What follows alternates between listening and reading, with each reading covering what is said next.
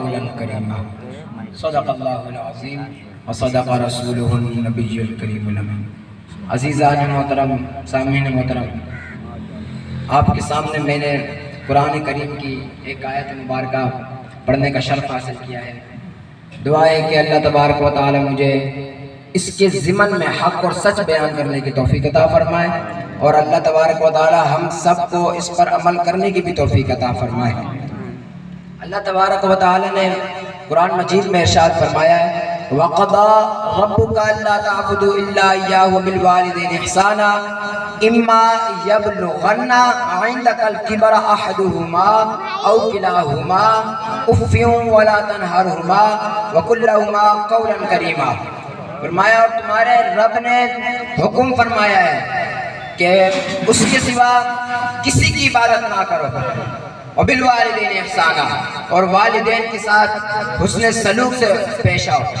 ان کے ساتھ اچھا برتاؤ کرو۔ اما یبلغن عندک الکبر احدہما، اور اگر تمہارے سامنے ان میں سے کوئی ایک یا دونوں بڑھاپے کو پہنچ جائیں،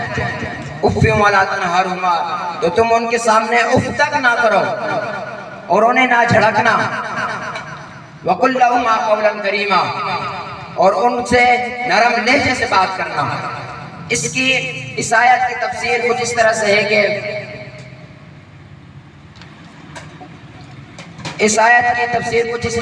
وَقَضَىٰ رَبُّكَ، اور تمہارے رب نے حکم فرمایا ہے کہ اس آیت کے اور اس کے بعد والی 16 آیاتوں میں اللہ تبارک و تعالی نے تقریباً 25 کاموں کا حکم فرمایا ہے۔ پہلے ابتدائی حصے کا معنی یہ ہے کہ رب کے سوا رب کی عبادت کے ساتھ کسی کو شریک نہ ٹھہراؤ، اور اللہ تبارک و تعالی نے جن کاموں کا حکم دیا ہے وہی کام کرو، اور جن کاموں سے رب نے روکا ہے ان کاموں سے رک جاؤ۔ اور ہمارے آقا مولا صلی اللہ تعالی علیہ وآلہ وسلم، ان کی محبت، ان کی تعظیم کرنا بھی شامل ہے، اس کا بھی حکم ہے۔ اللہ تبارک و تعالی نے قرآن مجید میں ارشاد فرمایا قل ان کنتم تحبون اللہ فاتبعونی یحببکم اللہ۔ فرمایا حضور آپ فرما دیجئے اے لوگوں، اگر تم اللہ سے محبت کرنا چاہتے ہو تو پھر تم میری اتباع کرو، میری پیروی کرو، یحببکم اللہ، تو پھر اللہ تم سے محبت کرے گا، اور پھر ارشاد فرمایا وَبِالْوَالِدَيْنِ احسانا، اور ماں باپ کے ساتھ اچھے سلوک سے پیش آؤ، اچھا سلوک کرو ماں باپ کے ساتھ۔ اور رب نے اپنی عبادت کا حکم دینے کے بعد ماں باپ کا حسن سلوک کا بھی حکم دیا ہے۔ اس کی حکمت یہ ہے کہ انسانی وجود کے حقیقی اسباب کے ساتھ اللہ تعالیٰ کی تخلیق اور ایجاد ہے، جبکہ ظاہری سبب اس کا ماں باپ ہے۔ اس لیے اللہ تعالیٰ نے پہلے انسانی وجود کے حقیقی اسباب کی تعظیم کا حکم دیا ہے، پھر اس کے ساتھ ساتھ ظاہری سبب کی تعظیم کا حکم دیا ہے۔ پھر آیت کے معنی ہے کہ اللہ تبارک و تعالی نے ارشاد فرمایا ہے کہ رب اپنے والدین کے ساتھ انتہائی اچھے طریقے سے حسن سلوک سے پیش آؤ، یعنی اپنے ماں باپ کے ساتھ جتنا اس نے تم پر احسان کیا ہے صحیح، تو تم پر بھی لازم ہے کہ تم بھی ان پر اسی طرح نیک سلوک کرو۔ تو تم پر بھی یہ لازم ہے کہ تم بھی ان پر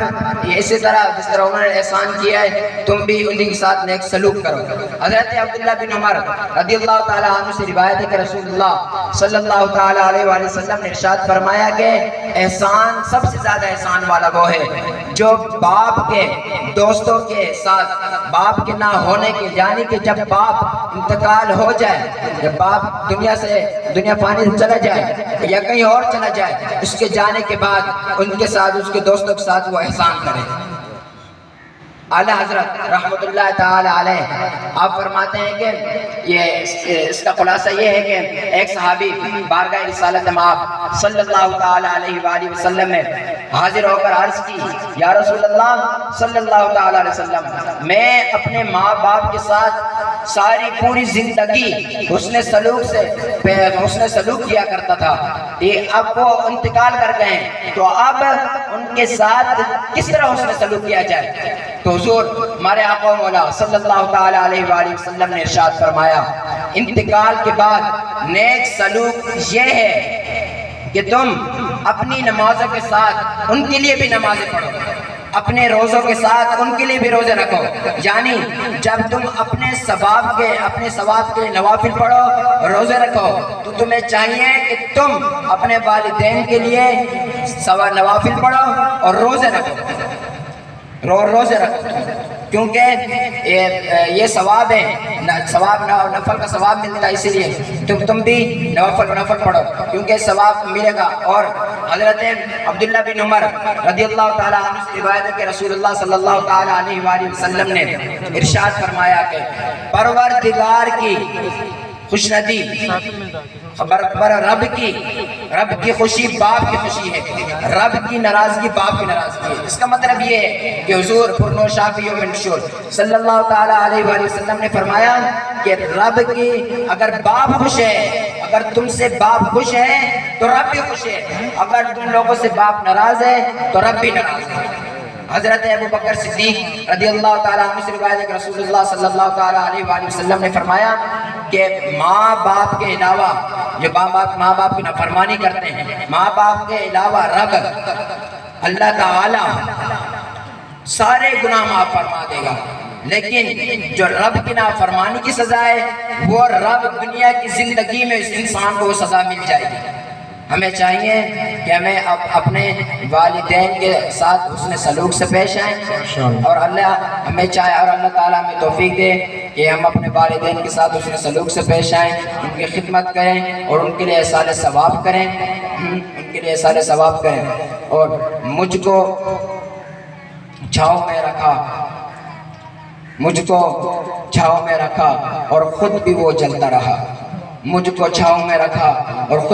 جلتا رہا، میں نے دیکھا ایک فرشتہ باپ کی پرچھائی میں، وما علینا الا البلاغ المبین۔